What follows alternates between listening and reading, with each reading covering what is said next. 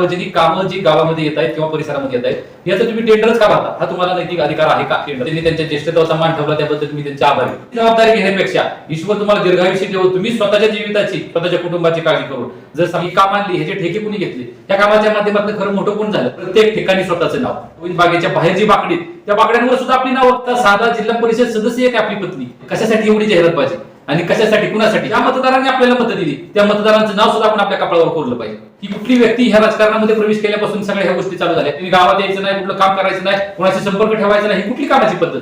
जनतेचे सेवक म्हणून तुम्ही तिथं काम करता, गाव एकीकडे आणि राव एकीकडे, अशी परिस्थिती झालेली आहे. जनतेची कामं कमी आणि संबंधित ठेकेदारांच्या तुंबडे भरण्याचं काम जास्त झालं. पंधरामध्ये आपण जावा, मानाजीनगरमध्ये जावा, ढाकाळ्यामध्ये जावा, हा जिल्हा परिषदेचा गट जिथं जिथं पसरलेला आहे, त्या प्रत्येक ठिकाणी जाऊन आपण तिथल्या स्थानिकांची मतं घ्या. या मतदारसंघाचा विकास होण्याऐवजी वैयक्तिक एकाच ठेकेदाराचा विकास झाला. तो ठेकेदार कोण आणि लोकप्रतिनिधी कोण हे जनतेला कळत नाही. की तुम्ही कामांमुळे भवितव्य धोक्यात आलं तर ते विरोधकांचे, ही सगळी पक्षाची माणसे. मला हेच सांगायचं की रंजन काका दावरेंनी आजपर्यंत गलीचे राजकारण केलं नाही किंवा अशी दुपडी माजून दिली नाही. त्यांचं आपण जर त्यांच्या विचारांना जर मानत असाल आणि त्यांचे विचार जर आपल्याला पडत असेल तर त्यांचा एवढा एकच गुण आपण त्यातनं घ्यावा. एक पाऊल आपण पुढे टाकलं तर ही सगळी मंडळी एक पाऊल निश्चितपणे पुढे टाकायला तयार आहे.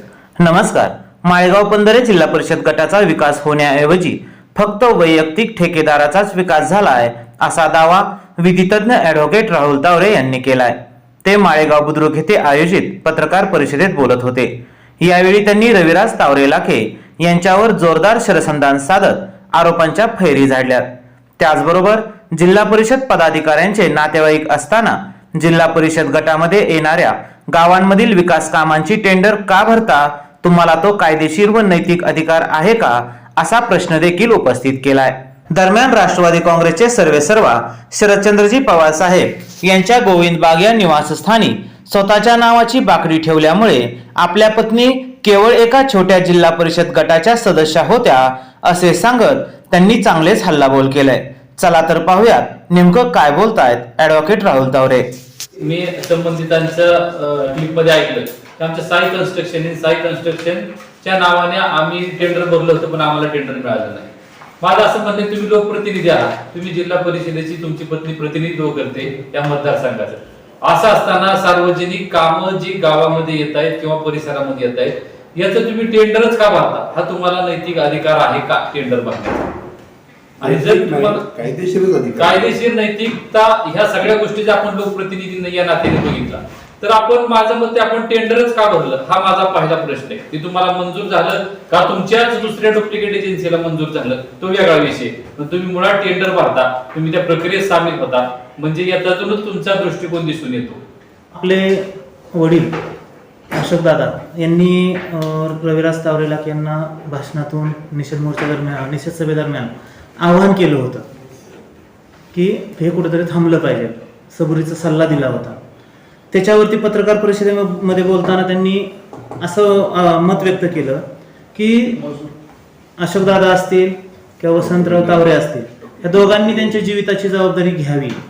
मी त्यांचं ऐकायला तयार आहे, मी थांबायला तयार आहे असं त्यांचं म्हणणं होतं. काय सांगा?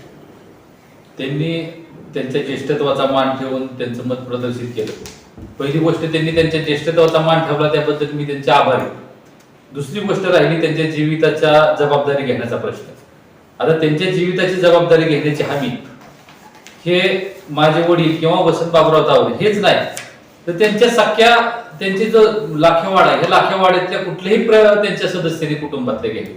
कारण वस्तुस्थिती अशी आहे की ज्यावेळेस पासून आपण या राजकीय जीवनामध्ये आलेला आहात त्यावेळेस पासून आपण या राजकीय जीवनामध्ये काम करत असताना किती लोकांशी सुसंगतपणे राहून काम केलं आणि किती लोकांशी वैमनस्य केलं याचा हिशोब आमच्याकडे काही नाही. राहिला प्रश्न तुमच्या जीविताची जबाबदारी घेण्याचा, तुमचं कोणाशी वैमनस्य आणि कोणाशी नाही याची कोणाला कल्पना नाही. त्यामुळं कोणी जबाबदारी घेण्यापेक्षा ईश्वर तुम्हाला दीर्घायुष्य देवो, तुम्ही स्वतःच्या जीविताची स्वतःच्या कुटुंबाची काळजी करून जर समाजामध्ये सलोख्याचं वातावरण, समाजामध्ये सर्वांना बरोबर घेऊन जाण्याचं जर भूमिका घेतली तर निश्चितपणे कोणाची जबाबदारी कोणाला घेण्याची गरज पडणार नाही असं माझं प्रामाणिक मत. आपण लाखे कुटुंबातील आहात. रविराज तावरे लाखे यांच्यावरती आरोप होतोय की भ्रष्ट पुढारी किंवा भ्रष्ट ठेकेदार. आपलं काय निरीक्षण राहिलंय? नाही, याबाबत मला असं सांगायचंय की एका व्यक्तीने आरोप करणं, दोन व्यक्तीने करणं, आज मीही माझ्या वकिली व्यवसायाच्या माध्यमातून माझा अनेक लोकांशी संपर्क येतो. मला या आवर्जून सांगावं असं वाटतं की काम आणली, विकास केला, माझ्या इतका विकास 5 वर्षामध्ये कोणी केला नाही, माझ्या गेले जिल्हा परिषदेचे इतके सदस्य झाले, हे इतके सदस्य कार्यक्षम आणि मीच कसा कार्यक्षम किंवा आम्हीच कशी कामं गावामध्ये आली. आपण जर बारकाईने पाहिलं तर जी कामं आली ही पक्षाच्या माध्यमातून, पक्षाची सत्ता त्या ठिकाणी राज्य शासनामध्ये होती, जिल्हा परिषदेमध्ये होती, त्या माध्यमातून आतापर्यंत जी कामं आणली गेली गावामध्ये, ही कामं आणली. परंतु त्याच्यामध्ये सगळं श्रेय ही माननीय उपमुख्यमंत्री अजितदादा पवार साहेबांचे. आणि मला तुम्हाला आवर्जून एक सांगायचं की ही कामं आणली, हे जे ठेके कोणी घेतले, त्या कामाच्या माध्यमातून खरं मोठं कोण झालं, ती कामं तेवढ्या दर्जाची झाली का? आपण जर पाहिलं तर बाकडी पहा, हायमास पहा किंवा डस्टबिन पहा, प्रत्येक ठिकाणी स्वतःचं नाव. त्या ठिकाणी ह्या महाराष्ट्र राज्याचे उपमुख्यमंत्री म्हणून दादांनी काम केलं. त्यापूर्वी पवार साहेबांचं नेतृत्व या तालुक्याने मान्य केलेले. त्यांच्या माध्यमातून, या पवार कुटुंबियाच्या माध्यमातून करोडो रुपयाची कामं, विकास कामं या तालुक्यामध्ये झाली. या पवार कुटुंबियांनी स्वतःचं नाव, स्वतःचा बोर्ड असा ह्या तालुक्यामध्ये कुठेही लावला नाही की मी काम केलं किंवा माझ्या निधीतनं काम झालं. अरे ज्या पक्षाचे पवार साहेब अध्यक्ष आहेत, त्या गोविंद बागेच्या बाहेर जी बाकडी, त्या बाकड्यांवर सुद्धा आपली नावं. कशासाठी?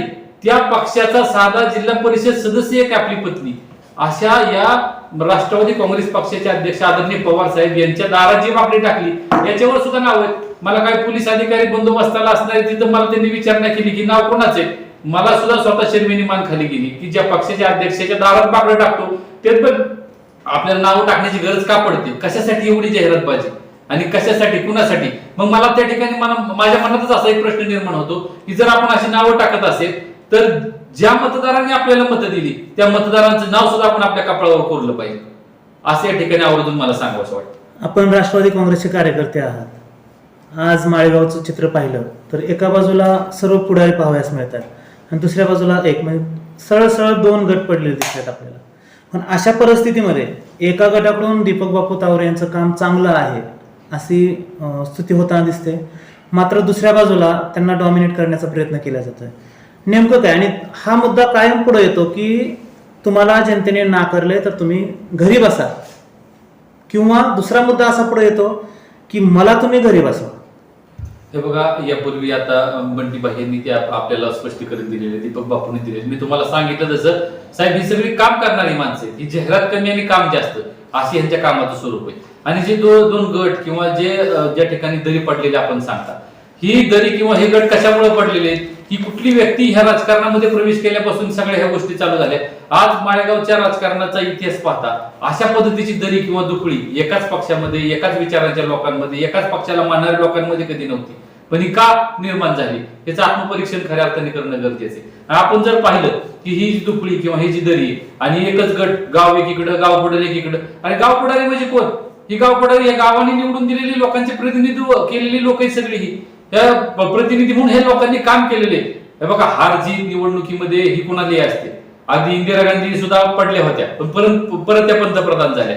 त्याच्यामुळे एकदा निवडणुकीमध्ये पडलं, अपयश ही यशाची पहिली पायरी. त्याच्यामुळे तो सामाजिक जीवनातनं, राजकीय जीवनातनं संपला. त्यांनी गावात यायचं नाही, कुठलं काम करायचं नाही, कोणाशी संपर्क ठेवायचा नाही. ही कुठली कामाची पद्धत? म्हणूनच साहेब मी मगाशी पण म्हटलं की गर्वाचं घर खाली झाल्याशिवाय राहत नाही.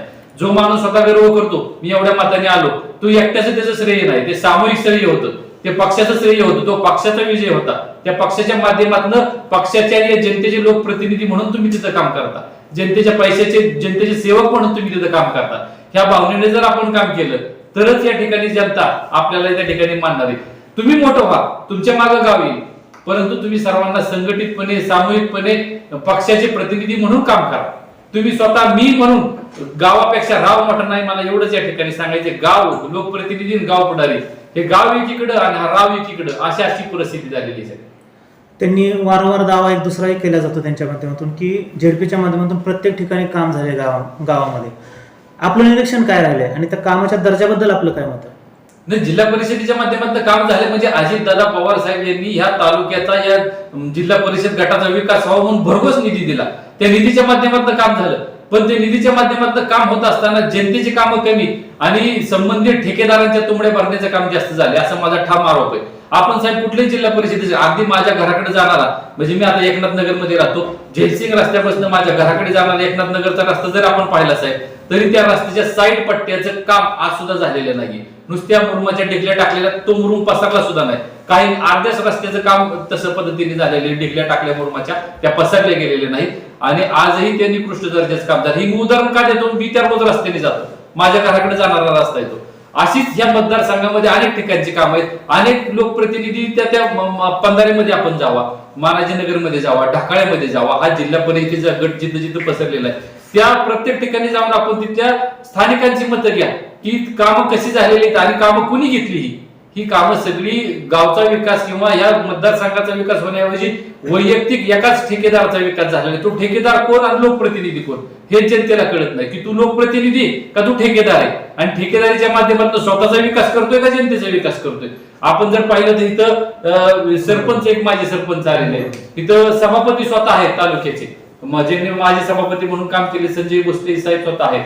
आपण यांची पण मतं जाणावी, पंधारे गणातल्या लोकांची, स्थानिकांची मतं जाणावी. आपल्याला कळत की नेमकं काय होते आणि काय चाललंय. दरम्यानच्या काळामध्ये दादांच्या आगमनाच्या वेळी जी घटना घडली त्याच्यामध्ये जयदीप तावरे असतील, रविआबा काळे असतील, दीपभाऊ तावरे असतील किंवा अमित तावरे असतील, यांच्यावरती गुन्हा दाखल करण्यात आला आणि ते गुन्हे मागे घेण्यासाठी गाव पुढाऱ्यांकडून त्यांच्यावरती दबाव तंत्राचा वापर होतोय असा ते दावा करतायत की केस मागे घ्या, नाहीतर आम्ही पुन्हा गाव बंद करू. हे बघा, एक वकील म्हणून मला या बाबतीत असं सांगणं किंवा असं वाटतं की असं जर गाव बंद करून किंवा असा दबाव टाकून गुन्हे मागे घेत असते, आतापर्यंत खूप मोठमोठे गुन्हे, खूप जे काय असतील गुंड प्रवृत्तीची किंवा गुन्हेगारी प्रवृत्तीची माणसं, अशा माणसांनी असे दबाव टाकून मागे घेतले असते. एक लक्षात घ्या, आपण हे जे काय गुन्हे एकमेकांवर दाखल झाले हे का झाले, कशासाठी झाले, या गुन्हे दाखल करण्याची पार्श्वभूमी काय, हे संबंधित व्यक्तीला सगळं माहिती.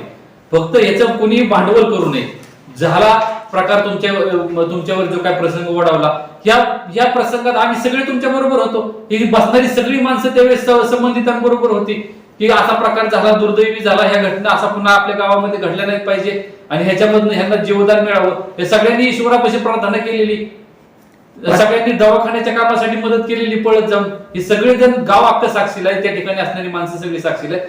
परंतु ह्याचं फक्त भांडवल करायचं आणि ह्या भांडवलाच्या आधारे ह्या झालेल्या घटनेचं भांडवल करून किती दिवस आपण राजकीय आपली पोळी वाचणार आहात. 5 वर्षात जी विकास कामं झाली आहेत त्या विकास काम, प्रचंड झालेल्या विकास कामांमुळे आपल्या इतर पुढाऱ्यांचं राजकीय भवितव्य धोक्यात आलेलं आहे, म्हणून त्यांच्यावरती आरोप प्रत्यारोप होत आहेत असं त्यांचा दावा आहे.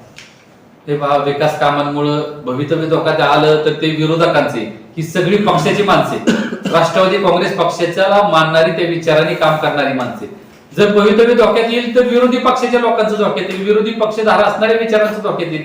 आता ही जर सगळी माणसं पक्षाच्या माध्यमातून कामं झाली असतील असं जर दावा असेल तर आम्ही सगळे पक्षाचेच कार्यकर्ते ना. त्या पक्षाच्या कार्यकर्त्यांना किंवा पक्ष म्हणून जे भविष्यामध्ये काम करू पाहतायत त्या ठिकाणी, तरी पक्षाच्या कार्यकर्त्यांना त्या ठिकाणी वाव मिळणार आहे. त्यामुळे ह्यांनी त्या विकास कामांना घाबरून किंवा विकास कामं होत आहेत म्हणून त्या ठिकाणी कुठली तरी कुरगोडी किंवा चुकीचं राजकारण करायचं असा हे ठिकाणी प्रश्नच नाही.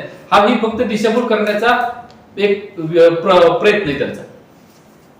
त्यांनी एक दावा असा केला की पोलीस भरतीच्या मुलांचा गैरवापर होतोय. एका बाजूला रंजन कुमार तावरे हेही संस्था चालवतात, ते गैरवापर त्यांच्याकडून होताना दिसत नाही, मात्र आपल्याकडून होताना दिसतोय. या संदर्भात काय सांगा? नाही, आता त्या संदर्भात पोलीस भरतीच्या संदर्भात आता भोसले सरांनी आपल्याला स्पष्टीकरण दिलेलंच आहे. आणि राहिला विषय रंजन काका तावरे यांच्या संस्थेचा, रंजन काका तावरे त्यांच्या पद्धतीने ती संस्था चालवतात. मला हेच सांगायचं की रंजन काका तावरेंनी आजपर्यंत असं गलिच्छ राजकारण केलं नाही किंवा अशी दुपडी माजून दिली नाही. त्यांचंच आपण जर त्यांच्या विचारांना जर मानत असाल आणि त्यांचे विचार जर आपल्याला पडत असेल तर त्यांचा एवढा एकच गुण आपण त्यातनं घ्यावा आणि आपण आपल्या राजकीय जीवनामध्ये काही बदल करावेत, एवढाच माझा त्यांना प्रेमाचा सल्ला आहे. आपल्या वडिलांनी त्यांना सबुरीचा सल्ला दिलाय, आपण त्यांचे बंधू आहात, आपण काय सल्ला द्याल? बघा, मी त्याच्या भावकीतला किंवा बंधू या नात्याने माझा सुद्धा त्यांना प्रेमाचा हाच सल्ला आहे की आपण आपल्या राजकीय जीवनामध्ये थोडासा बदल करू. आता काही जण सांगतात की मागच्या घटना गाव बंद झाल्यापासून बराच फरक पडलेला आहे, दिसेल त्याला नमस्कार चमत्कार चालू झालेला आहे. त्याच पद्धतीनं आपण आपल्या या राजकीय जीवनामध्ये सर्वांना सामावून, सर्वांना विचारात घेऊन आपण ज्या पक्षाचं काम करत आहात त्याच पक्षाचे सर्वजण त्याच विचाराने काम करणारी ही मंडळी आहेत किंवा ही माणसं आहेत. असं असताना गावामध्ये वेगळं वातावरण निर्माण करणं आणि त्या माध्यमातून गुन्हेगारीला प्रवृत्त करणं, हे सगळ्या गोष्टी टाळून आपण जर एक विचाराने, एक मताने जर समोर आला, एक पाऊल आपण पुढे टाकलं तर ही सगळी मंडळी एक पाऊल निश्चितपणे पुढे टाकायला तयार आहेत. पण त्या पद्धतीनं आपण एकत्र येऊन काम करण्याचा जर मानस केला, ठरवलं की विध्वंसक राजकारण संपवून आपण समाजोपयोगी गावाच्या हिताने, गावात नुकतीच नगरपंचायत झालेली आहे, नगरपंचायतच्या रूपाने एक नवं वैभव या माळेगावला प्राप्त करून देण्याचं ठरवलं तर निश्चितपणे ते आपण सर्वजण मिळून एकत्र मिळून साध्य करू शकतो.